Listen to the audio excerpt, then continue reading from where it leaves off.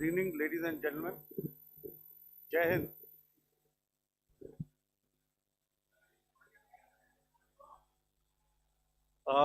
Welcome to this special press conference on Operation Sindoor.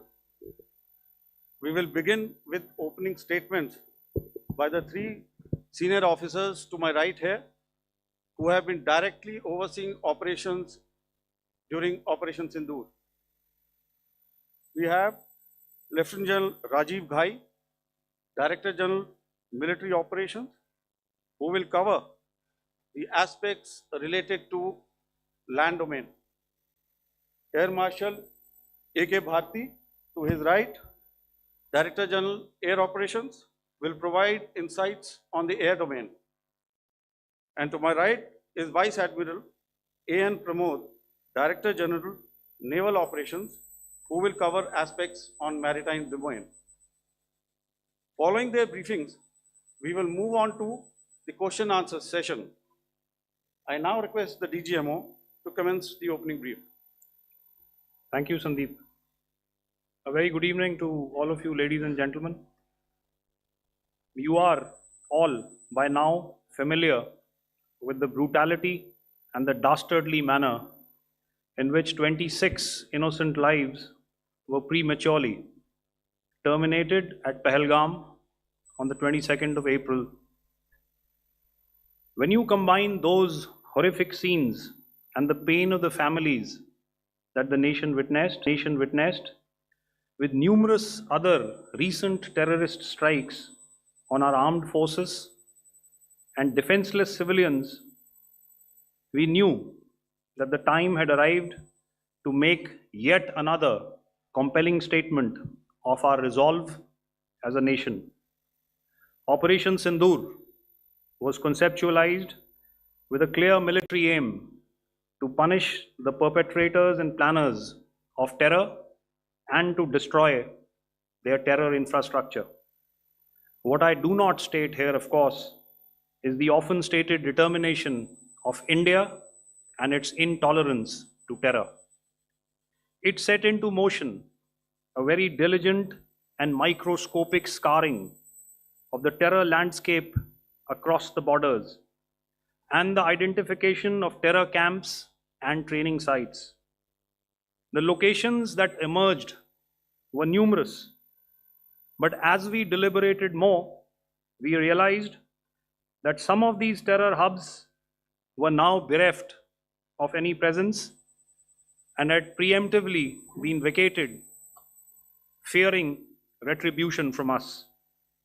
There was also a term of reference and our own binding, self-imposed restriction to target only terrorists and thus prevent collateral damage.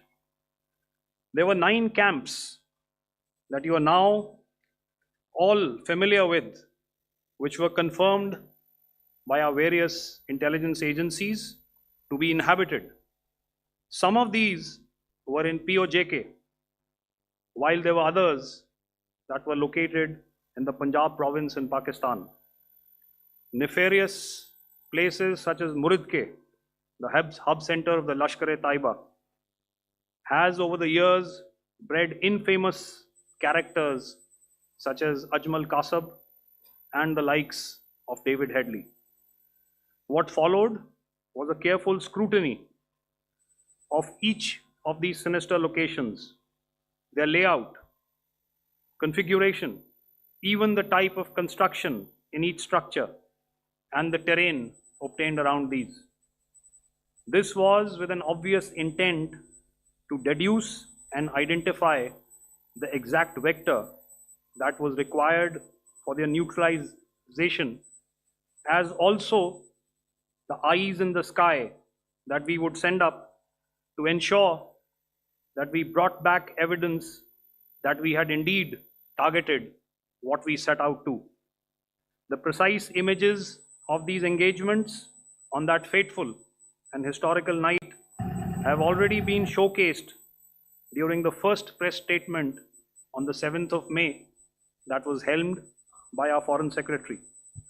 I have no doubt in my mind that we achieved total surprise, and those strikes across those 9 terror hubs left more than 100 terrorists killed, including high-value targets such as Yusuf Azhar, Abdul Malik Rauf, and Mudassir Ahmed that were involved in the hijack of IC-814 and the Pulwama blast.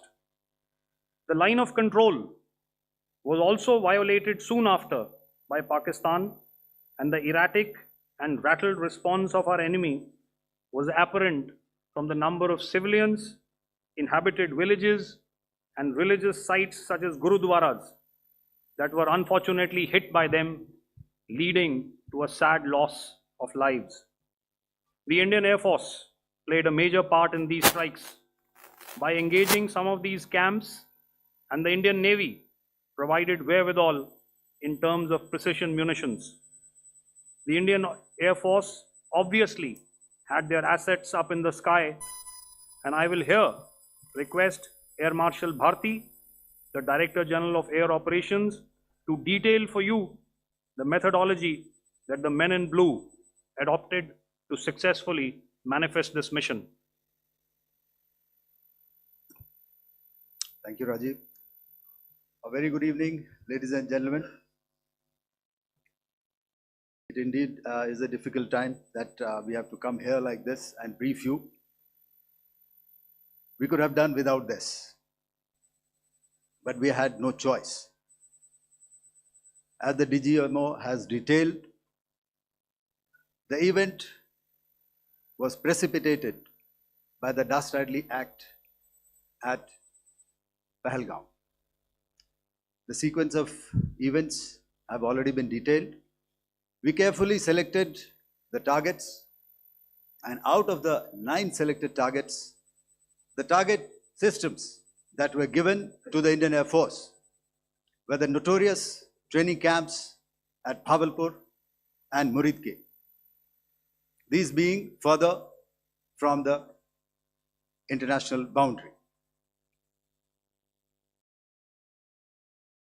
Through critical target system analysis, we analyzed what was to be done to annihilate these targets and plan to engage these targets with precision air-to-surface guided munitions so as to avoid collateral damage. The modalities of planning process I will not go through at this instant. However, what I would like to show you is the results that we achieved through our targeted airstrikes. Could I have the second slide, please?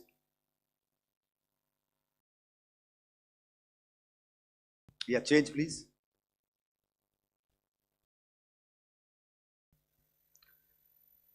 Okay. This is what the terror infra at Muridke looks like. If you see, north is as indicated, and to the right is east, where the international boundary lies. Could we have the next slide, please?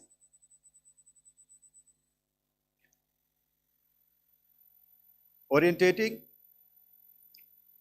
Just go back to one slide. Okay. Please have a look at this red building. The series of buildings out here, and this empty ground. Next. If you relate, the empty ground is here, and you see this is the first weapon that is impacting. This is the impact point number 1 on Muridke training camp with our precision guided weapon on early morning 7. Next, please. Keep your eyes glued for the second weapon coming in and the second impact on the selected target point. Next slide, please.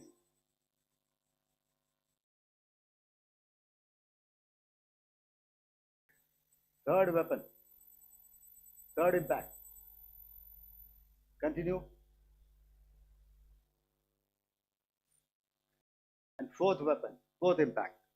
So through these targeted and precision targeting, we addressed the target at Muridke, which was the training infrastructure. Can you hear me? All right. Okay, I'll come closer to the mic. Now we go to the next target, which is the Bhavalpur training camp. Next slide, please. Okay, just wait. So the effect, if you see the impact point, if I can point out, this is the impact point. The ammunition has gone through the roof and it has created a blast inside, the photographs of which you would have, all of you would have seen. And the red building, after that there was this double-story building. It has been completely decimated by precision targeting. Next, please. The target system, which was in the north, a series of buildings. I will show you how it looked. Next. Completely destroyed by our precision targeting. Next. Now coming to Bhavalpur, this is the target complex that we are dealing with, a fairly large target complex. So we had to carefully choose the points that we needed to address, which were high value and which would meet our stated objectives of eliminating the terrorists.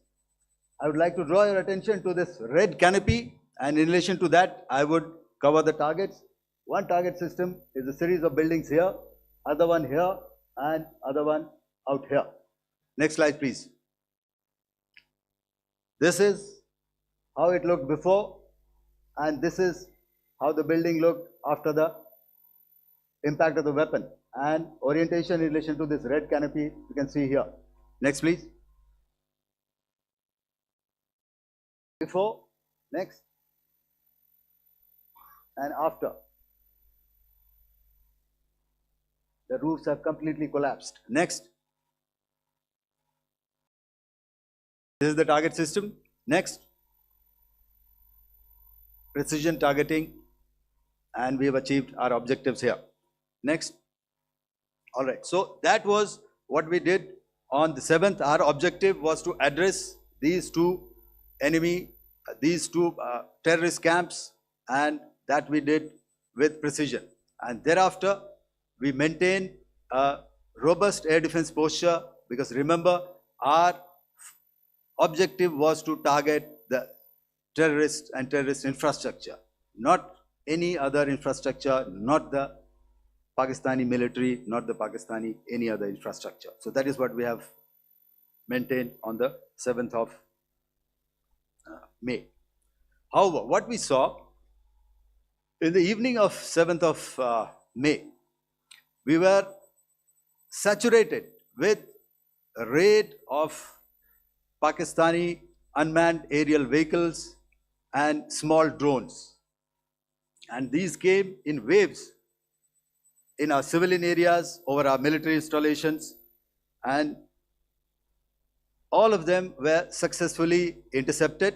Few of them did manage to land. However, there was not much damage that they did. And we have our robust counter-US hard kill and soft kill systems which did the job. However, The difference here was that we had targeted the terrorists. The adversary now has targeted our civilians and the military infrastructure. So it had to be responded to. So in a quick and calibrated response, that very night, we struck their radar installations at Lahore and close to Gujranwala, the LYT installation, to indicate to him that we are ready, yet we do not want to escalate. Our fight was with the terrorists and not with the Pakistani military establishment. Thank you.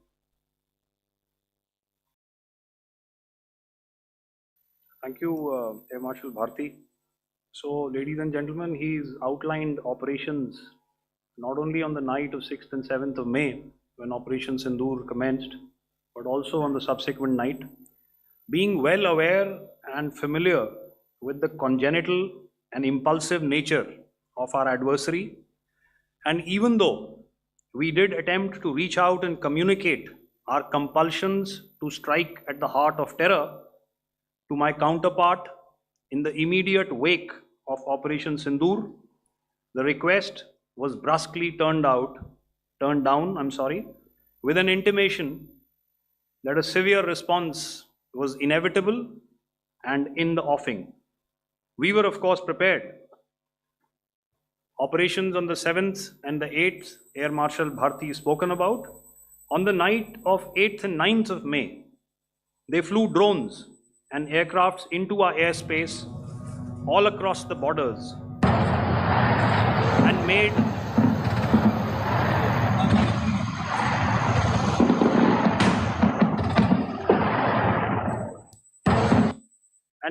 largely unsuccessful attempts to target numerous military infrastructure. Violations on the line of control by Pakistan also commenced yet again and precipitated into fierce arty engagements. The air operations on the night of 8th and 9th of May, I'll yet again request the DG Air Operations to cover.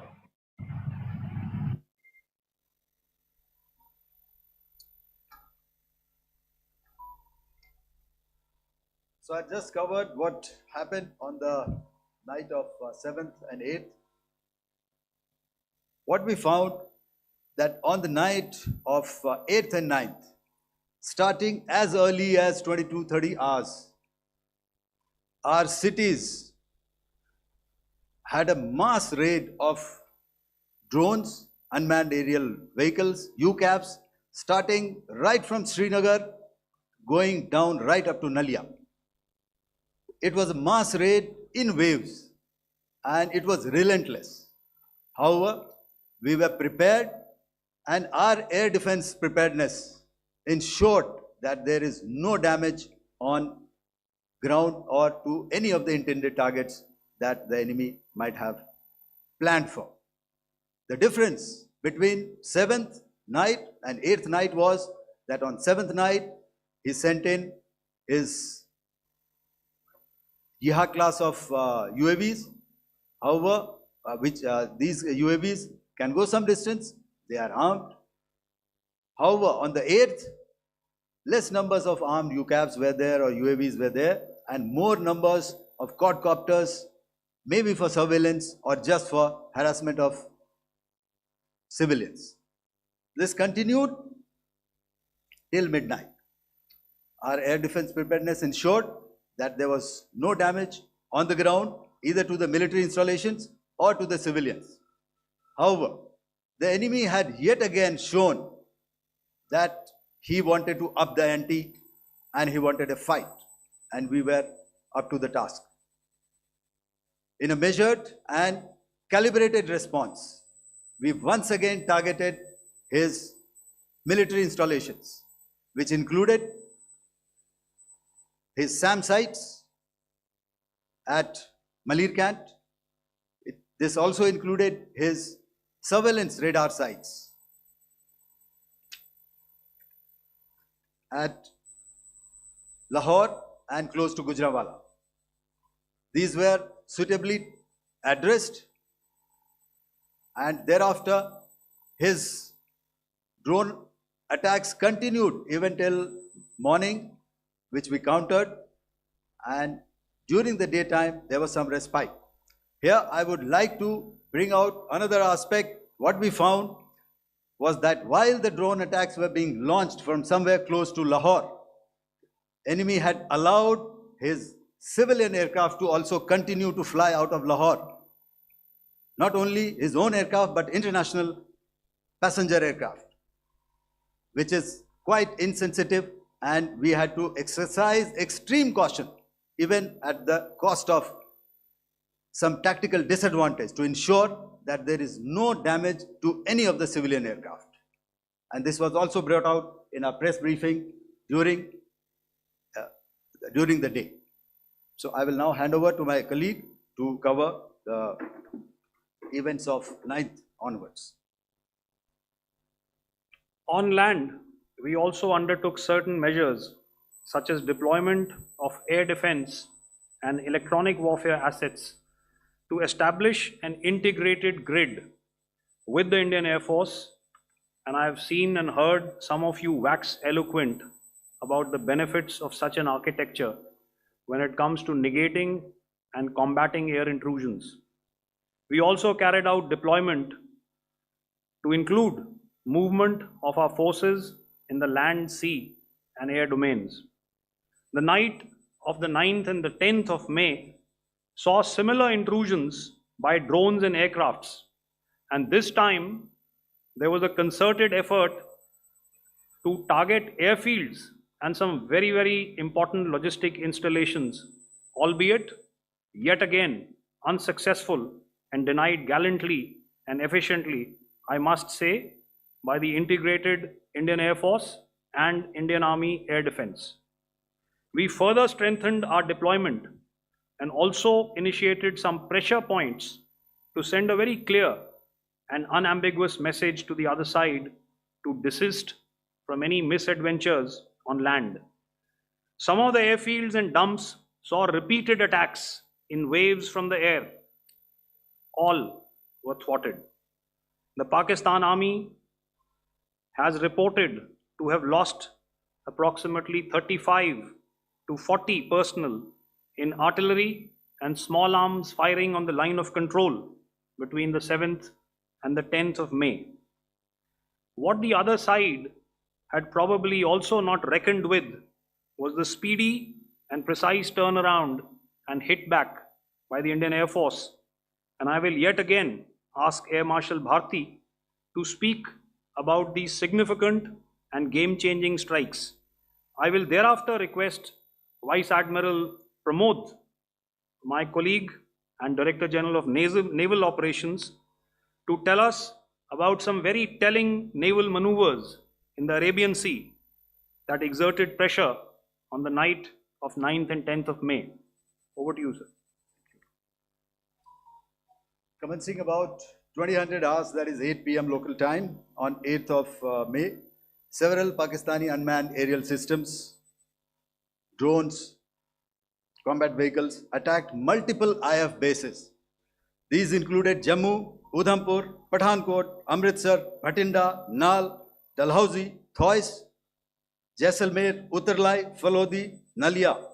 These were almost simultaneous and they came in waves. All our AD guns and other systems were waiting for them. All these waves were neutralized by our trained crew using the air defense systems that they have, and also some of them were utilized using our legacy systems like Pechoras and IF Summer, which we have recently acquired, and some were neutralized by the Garud snipers. There was no damage on ground from these incursions and these mass raids, if I could call them, from the Pakistani side. However, following these relentless attacks on our air bases, on our forward positions, and on our civilian targets, this was time to convey some message to our adversaries.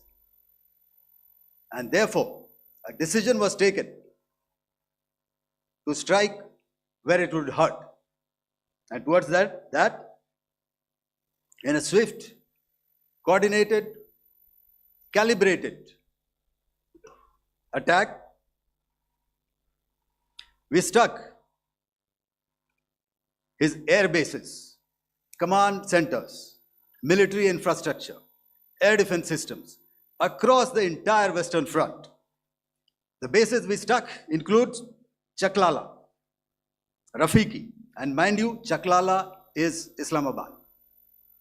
Rahim Yar Khan, Sakar, sending a clear message that aggression will not be tolerated. This was followed by strikes at Sargoda, Bholari, Jacobabad.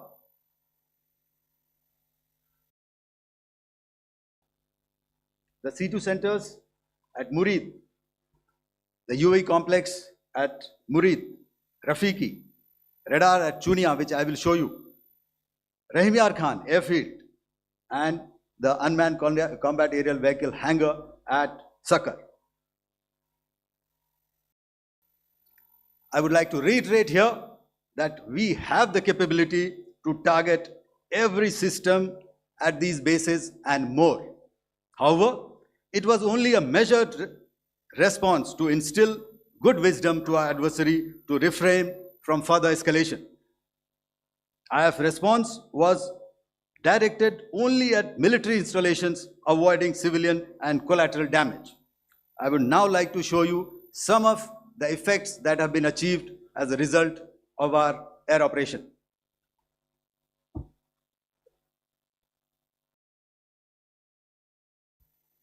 Here is the Pasroor air defense system. If you could see, zoomed up view. This is the radar mounted on a high tower. And after the strike,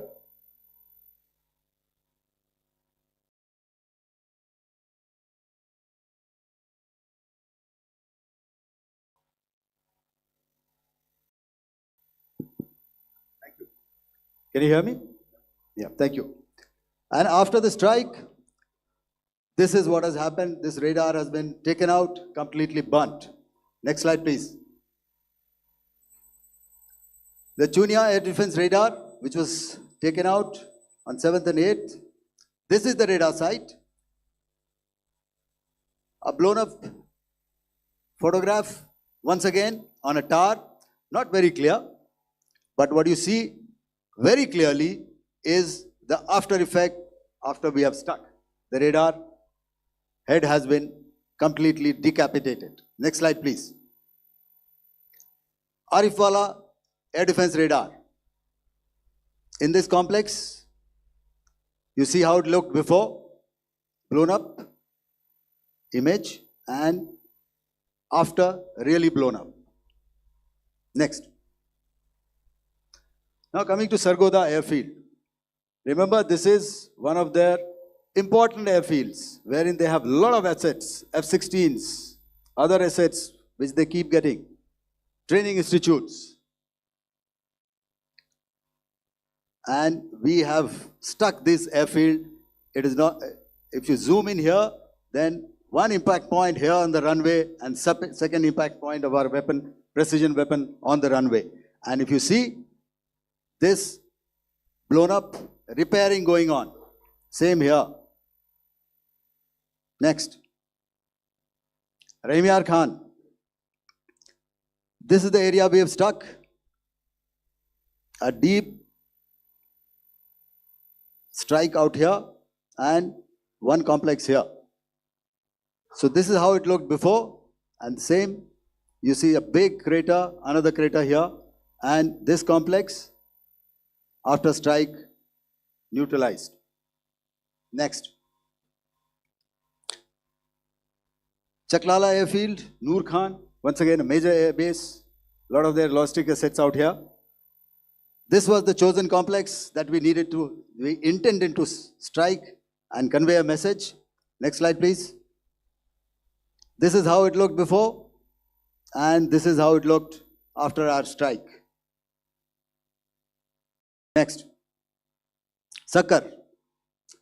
We chose the radar site at Sakar. This is the radar site.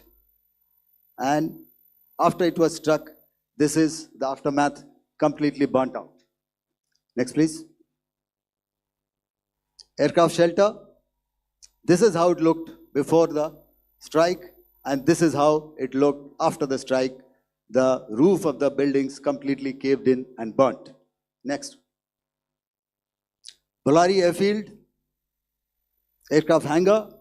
This is how it looked before, and this is how it looked after the precision strike. Next. Jacobabad, aircraft hangar, and this is how it looked after. Next. So what I'm trying to convey here, ladies and gentlemen, is to start with, our fight was neither with the Pakistani military nor with anybody else who's there on the other side.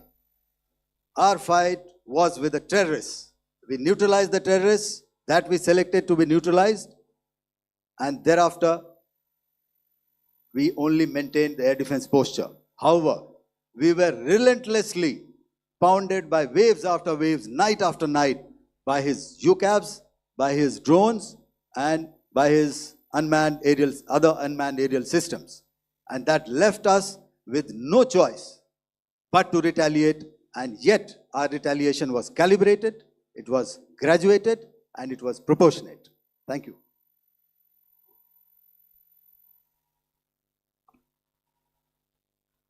Good evening, ladies and gentlemen.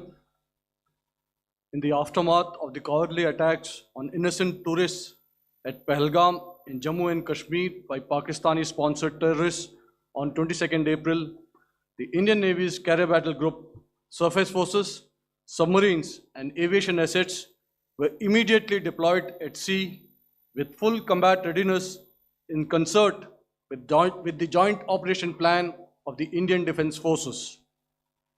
You may be aware that we tested and refined tactics and procedures at sea during multiple weapon firings in the Arabian Sea within 96 hours of the terrorist attack.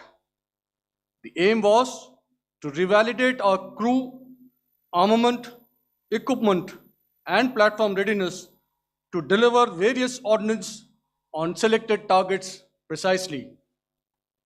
Thereafter, our forces remained forward deployed in the Northern Arabian Sea in a dissuasive and deterrent posture with full readiness and capacity to strike select targets at sea and on land, including Karachi at time of our choosing.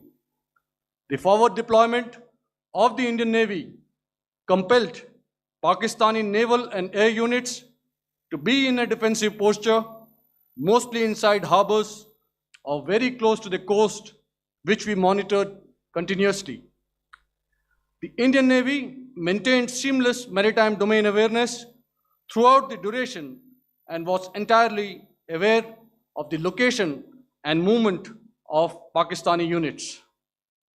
In effect, we had and continue to have good battle space transparency using our maritime domain awareness grid.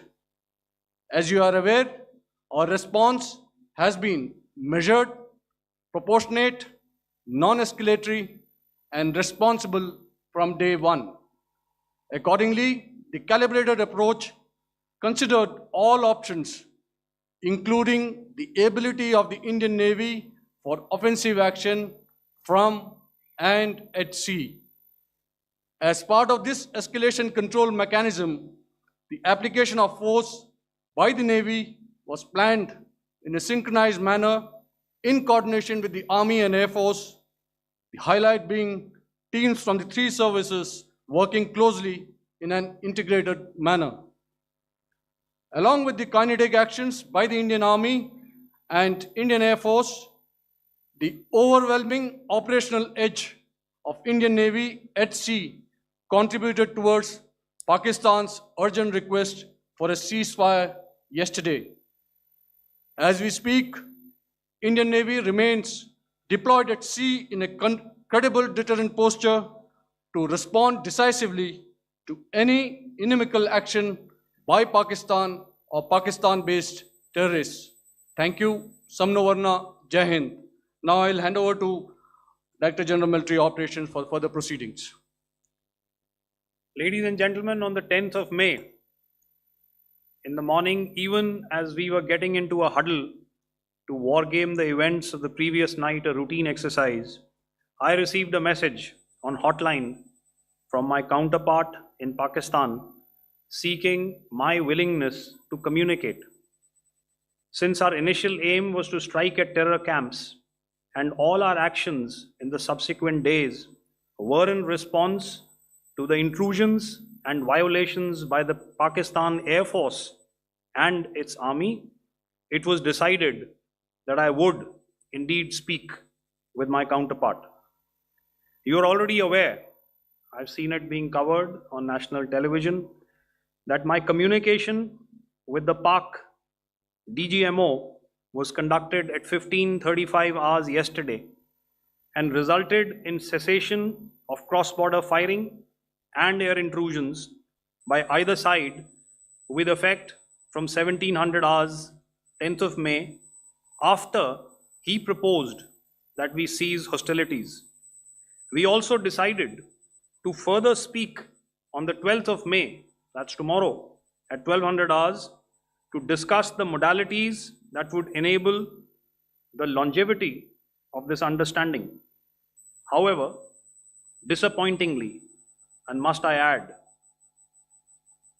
expectedly, it took only a couple of hours for the Pakistan Army to violate these arrangements by cross-border and across the line of control firing, followed by drone intrusions across the expanse of the Western Front through last night and in the early hours of the morning today. These violations were responded to robustly and dealt with as they must be.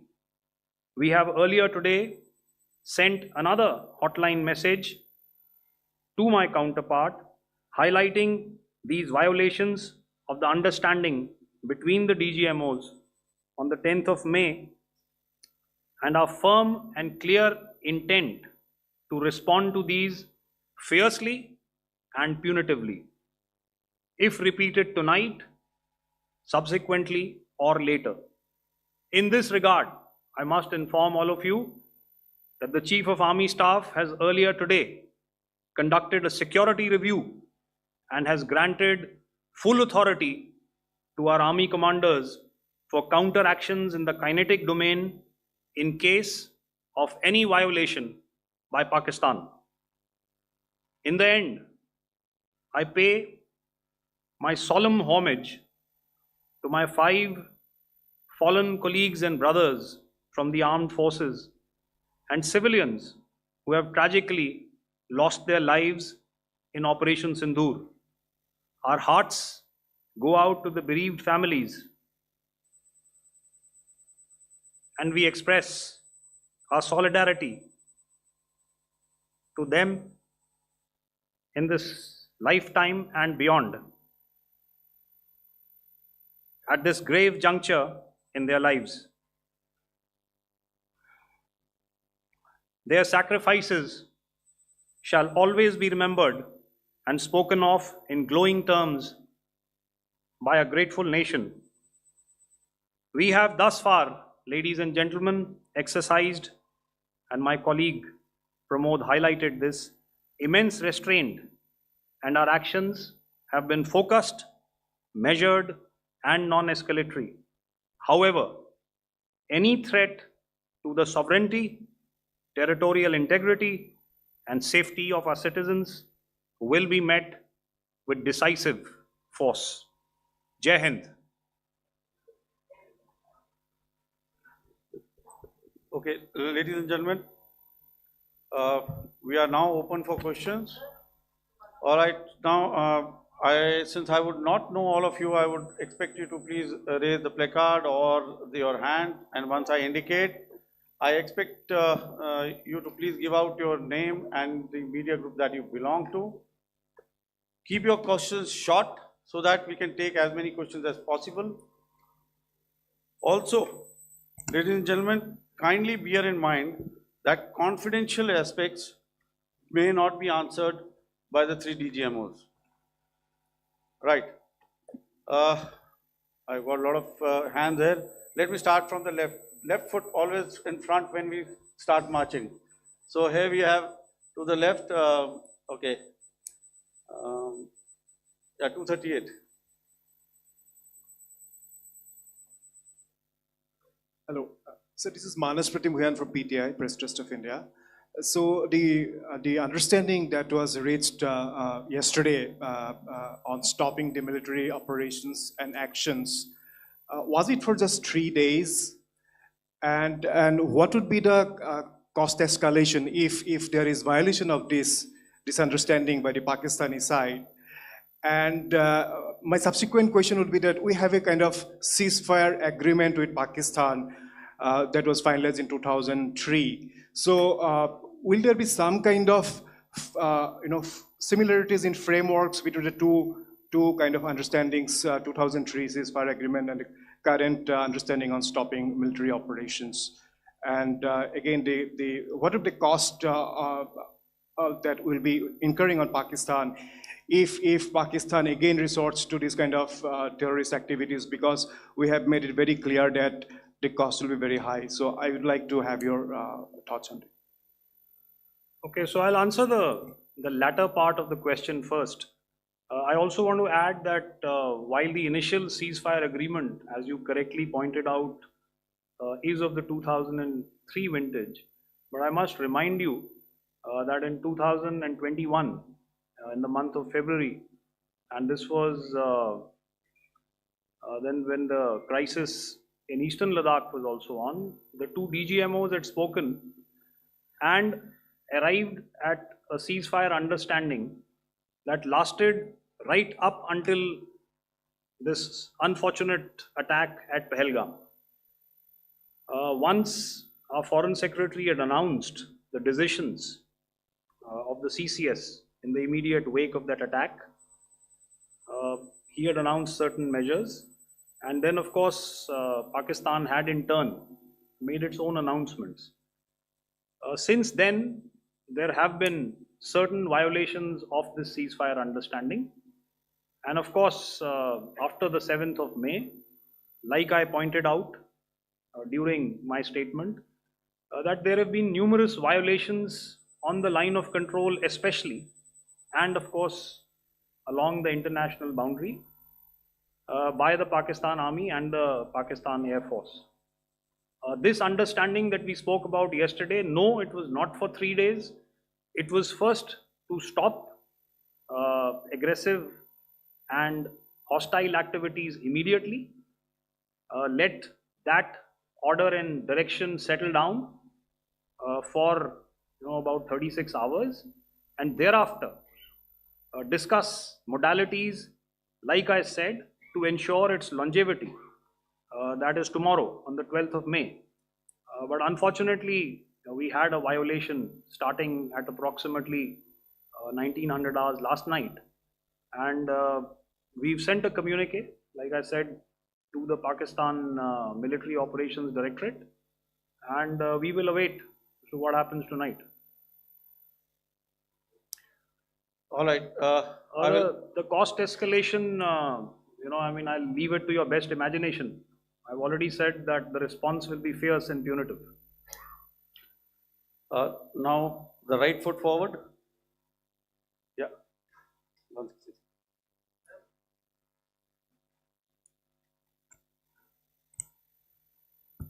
Sir, I am Ajit Dubey from ANI, sir. Sir, my question is that you talked about the loss of lives to the Pakistan army, that was around 35 to 40 kills secured by the Indian army. Sir, can you tell us what would be the total loss of life to the Pakistan army in both army and air force attacks, sir? And how good was the performance of the BrahMos, Scalp and the S-400 during the operations? And sir, since we Du- have, Dubiji, sir, Dubiji. just one No line, multiple sir. questions, please. Sir, All right. and since sir, we have achieved such a spectacular, we have made good achievements in this entire operation. Can we say that we have emerged victorious, or we have a big upper hand over the Pakistanis in this entire conflict? Thank you very much, sir. Uh, So I'll answer the question about the loss of lives on the other side. Of course, there are various means to ascertain that number. There is information from various agencies that come in. There are, of course, on the line of control, other ways to find out as to what has been the effect of what you are doing there in ceasefire violations. So therefore, I mentioned 35 to 40 on the line of control, and please remember that once Operation Sindoor was launched, the responses of the Pakistan Army were also on Indian Army or the Indian Armed Forces infrastructure. Let me put it that way. So that's why I did not cover casualties of the Pakistan Army, at least in the initial phases of battle, because those were not our targets. Our targets were terror oriented. And of course, later, once they launched air intrusions and air operations on our infrastructure, we've used heavier weapons, and of course, there would have been casualties, but those are still being assessed. The effects of the weapons that you mentioned, I will request Air Marshal Bharti to apprise all of you about those. Good evening, Mr. Ajit. How are you? Ajit, okay, you're meeting after some time. I never mentioned about any of the weapons that we used. Check. Okay. What I was saying, that I never mentioned of any of the weapons, the caliber that we used. All right, so we leave it at that. Those are matters of operational details which I would not like to go into. But suffice to say that whatever methods and whatever means we have chosen, it had the desired effects on the enemy targets. How many casualties? How many injuries? Well, to start with, our aim was not to inflict casualties, but in case there have been, it is for them to count. Our job is to hit the target, not to count the body bags. And the last part of your question, I wonder if you read out the tweet on ADGPI at midnight once we'd done what we had to in Operation Sindoor. And that's credit to my friend here on the left. Justice has been served, Ajit. That is all that I will say. Ajit, I'll request you to, refrain putting words into his mouth. All right. Yeah, I'll come back to the left. 147. Sorry, 47. No, 47. Did I see it here or? Yeah. Good I evening, saw it there. gentlemen. Sorry, 147. I saw it there. Sorry. Yeah. Since I've already said 147. Start, please. Hi, sir. Good evening. This is Shivam Patel from Reuters News Agency. Thank you for giving me the opportunity. My question, sir, is how many military targets did Indian Armed Forces strike in Pakistan in response to the attacks from Pakistan? How were these targets selected?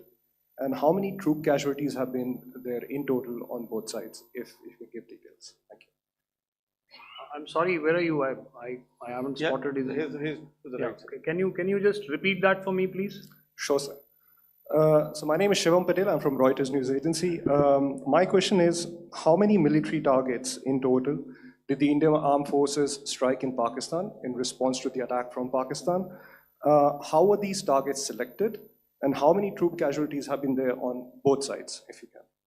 So you're speaking of the targets that I mentioned in the wake of the attack at Pahalgam, right?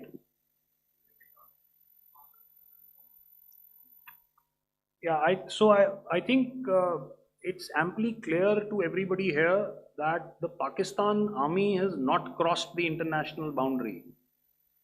neither in the plain sector nor on the line of control. So the intrusions have been in the air. There have been certain attempts on the line of control when ceasefire violations have been on to try and infiltrate and carry out and perpetrate activities that we are all very well familiar with. Whether these are by terrorists or by the Pakistan Army or its special forces and commandos is difficult to say, but each of these have been effectively thwarted. So therefore, as far as engagements of military targets on the other side is concerned, I thought Air Marshal Bharti covered those very well and in detail, and he also mentioned as to how they went about targeting those. I think those images were very clear and very, very graphic in telling us as to what we needed to hit. And you'll remember right at the outset, I said that we even went into what was the construction in each of these locations and therefore decided on the vector that had to be utilized. Please. Okay, if I could add to what the DGMO has said, I have already detailed the targets. Now, whether it is X numbers or Y numbers is that is immaterial. And what damage have we inflicted? You have seen. What are the casualties on the other side? As I said, that is for them to count. As far as we are concerned, from the air defense side, if they had a choice, they would have definitely come in. They are fighters, there are more numbers of UCAVs. It is not that they did not intend to come in. It is only that our robust AD posture prevented them from coming in. So that must be known and that must be realized by all the audience here. Yeah, I'll come to the left now, 24.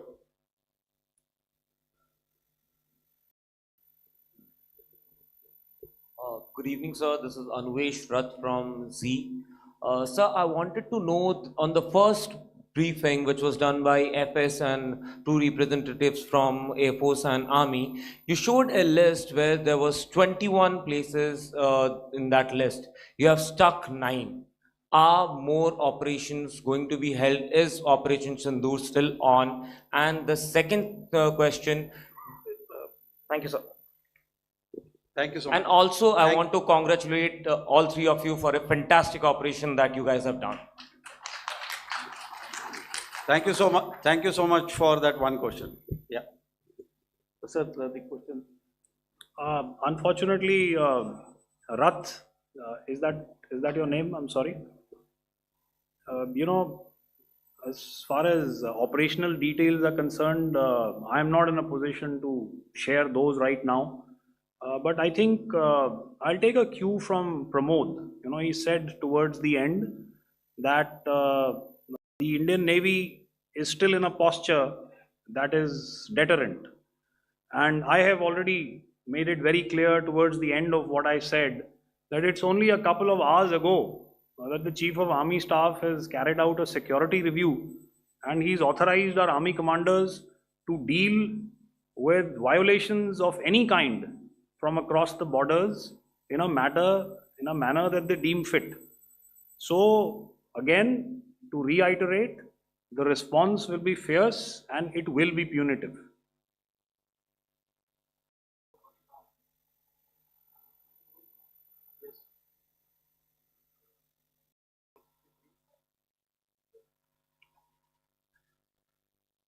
I'll go back this side now. Yeah, 255. She said middle wale kya karenge, so 255. Oh, sorry. Good evening, sir. I'm Shailesh from National Defense. Please allow me, first of all, to pay my gratitude for protecting us Indians. Thank you very much. Sir, since the enemy has been talking about taking down our aerial platforms, it would be deemed fit in case we can reveal that we have taken down their fighter jets. What could be the number? Though you said that they may be not good to reveal the platforms, but since this has come from various quarters in Pakistan, so I believe that we need to answer, in case if you can, sir, if you may allow. The question is for me? Yes, sir. Okay, and if I get it right, you want to know how many of their planes we have downed? Yes, sir. Yes, sir. All right. See, as I said, their planes were prevented from coming inside our border. All right. So we do not have the wreckage with us, but definitely we have downed a few planes. Numbers, we would not like to hazard a guess out here. Okay. I have the numbers, okay, and we are getting into the technical details of it to establish it. So I would not like to put a figure at this time, but definitely there are losses from their side which we have inflicted. Were they, Please don't ask. were they fourth generation plus, sir? See, sir, you're putting words into my mouth. Why do you say fourth generation? Let us make it high tech. Thank you so much, sir. all Thank right. you. Yeah, 163.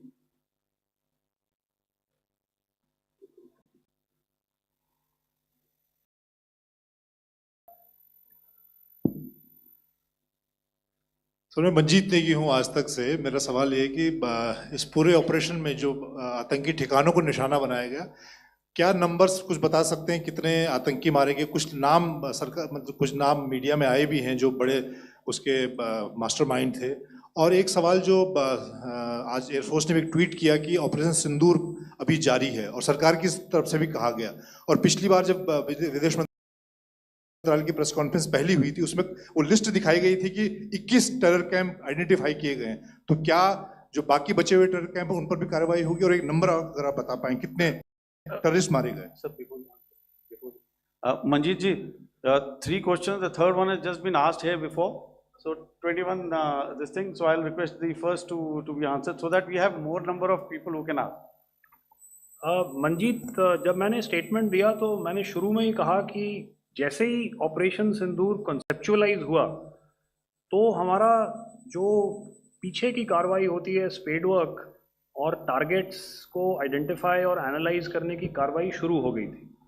मैंने जब statement दिया तो मैंने बताया कि बहुत सारे थे, हमने 21 दिखाए होंगे और भी हैं, लेकिन वो लिस्ट फिल्टर करते करते 21 तक पहुंची।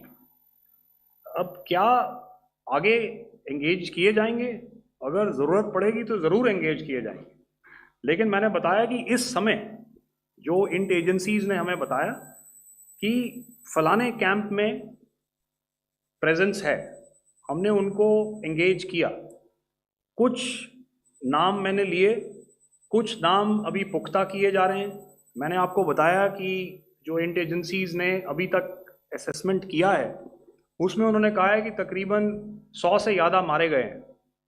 और एक आज आपने तस्वीर भी देखी कि काफ़ी प्रोमिनेंट जो फ्यूनरल था, काफ़ी प्रोमिनेंट एक जो हस्ती हैं वो ऑर्गेनाइज कर रहे थे, और उस फ्यूनरल में और कौन कौन लोग अटेंड कर रहे थे वो तो आपने देखा ही। तो आप लोग सब समझदार हैं और मुझे ये कहने की ज़रूरत नहीं है कि इन लोगों को कहाँ से सपोर्ट मिल रहा है। अगर नहीं मिल रहा होता तो ऑपरेशन सिंदूर नहीं होता, तो उसी की वजह से है ये ऑपरेशन। तो मेरे ख्याल से मैंने आपके सारे सवालों का जवाब दे दिया। Ma'am. Sir, next is from 17. Sir, मेरा नाम अंजू निर्वाण है, TV9 भारतवर्ष से। सर, मेरा सवाल ये है कि ऑपरेशन सिंदूर में हमारी जो इंडियन नेवी है उसके बारे में सर थोड़ा सा बताएं कि किस तरह की उसकी भूमिका रही, क्योंकि हमने इस दौरान सर देखा कि बहुत सारी स्पेकुलेशन भी रही और ये बोला गया कि कराची तक हमारी नेवी ने ऑपरेशन किया है। तो सर इस पे थोड़ी सी क्लैरिटी चाहिए। और सर हमने कौन कौन से फाइटर एयरक्राफ्ट डाउन किए हैं, अगर उसका भी थोड़ा सा क्लैरिटी मिल जाए तो अच्छा रहेगा। तो मैं आपका पहले सवाल का जवाब दूंगा। I will make few sentences and leave it for your imagination. First of all, as I mentioned, we have quantitative and qualitative edge to deliver a massive blow to our adversary. and we completely dominate in the maritime front. Indian Navy's action is part of the escalation ladder mechanism which we have worked out amongst three services. This time, if Pakistan dare take any action, and Pakistan knows it, what we are going to do. That's all. आपके सवाल का जवाब मैं पहले दे चुका हूं। आपके सवाल का जवाब मैं पहले दे चुका हूं, इसलिए मैं बस उस तक ही सीमित रखूंगा और इतना कहना चाहूंगा कि आने वाले दिनों में आपको खुद ही पता चल जाएगा और ऐसी बातें छुपी नहीं रहती हैं, तो पता चल जाएगा. So at this time we'll just let it be. Okay, ladies and gentlemen, we have one or two more questions, sir. So please, they are going to be outside. You can speak to them there also. 104, 104.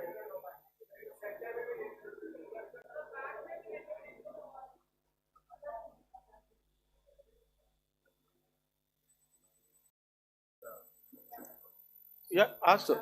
Sir, Dinakar with the Hindu newspaper. Are you surprised that you got this question? No, sir. Look. Sir, can you give a number of assets we lost, because there's been a lot of speculation going on, international media writing a lot of things about our platforms, including Rafales. I mean, Pakistan claiming that Rafale has been downed, etc. Can you put that question to rest and clarify on that? I guess that question is for me. All right, I'm happy that you've asked this question. You know, we are in a combat scenario, and losses are a part of combat. The question that you must ask us, okay, and indeed that we must ask ourselves, you inclusive, is have we achieved our objectives? Have we achieved our objective of decimating that terrorist camp? And the answer is a thumping yes. And the results are for the whole world to see. As for the details,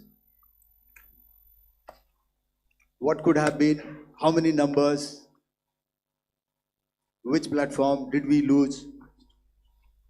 You know, at this time, I would not like to comment on that, because we are still in a combat situation.